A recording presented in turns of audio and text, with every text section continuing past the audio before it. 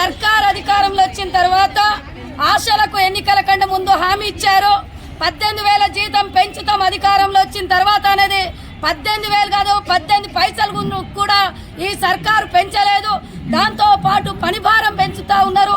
ANC target వల్ల ఇవాళ ఆశాలు అనేక మంది షుగర్లు బీపీలతోటి రోగాలకు గురవుతా ఉన్నారు.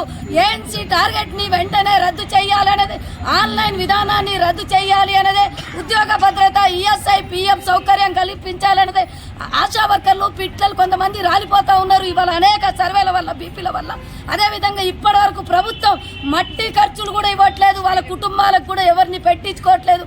ఇది సరైంది కాదు. ఈ పద్ధతులను మార్చుకోవాలనేది, ఏదైతే కనీస వేతనాలు ఇచ్చే వరకు ఈ పోరాటాలు కొనసాగిస్తామనేది సిఐటిగా హెచ్చరిస్తా ఉన్నాం.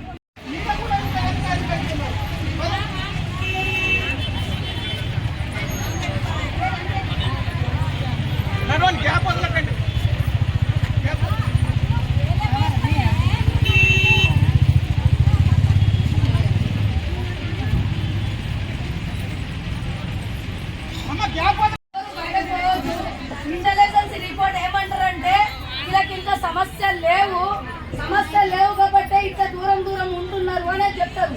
మనం ఒక సమస్య మీద వచ్చినప్పుడు గట్టిగా ఉంటేనే కొన్ని సమస్యలు పరిష్కారం అవుతాయి. కాబట్టి మనం వేరు దూరం ఆటోలల్లో బస్సులల్లో పోతే మాత్రం కొన్ని సమస్యలు పరిష్కారం కావు. మీకు పదే దండ పెట్టి చెప్తున్నా, మీరు ఎవరు ర్యాలీ నుంచి బయటకు వెళ్ళొద్దు. ర్యాలీని మెల్లగా పోదాం, అర్థమైందా?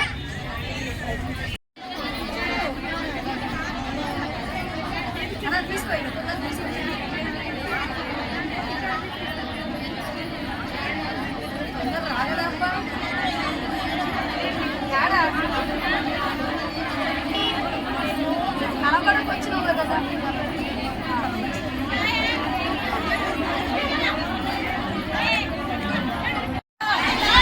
ఇవ్వాలి 18,000 జీతాన్ని, ఇవ్వాలి ఫిక్స్డ్ వేతనం వెంటనే, ఇవ్వాలి ఫిక్స్డ్ వేతనం వెంటనే. ప్రభుత్వం ఉండి వైఖరి, సిగ్గు ఇప్పటి వరకు ఫిక్స్డ్ వేతనం ఇవ్వకపోతే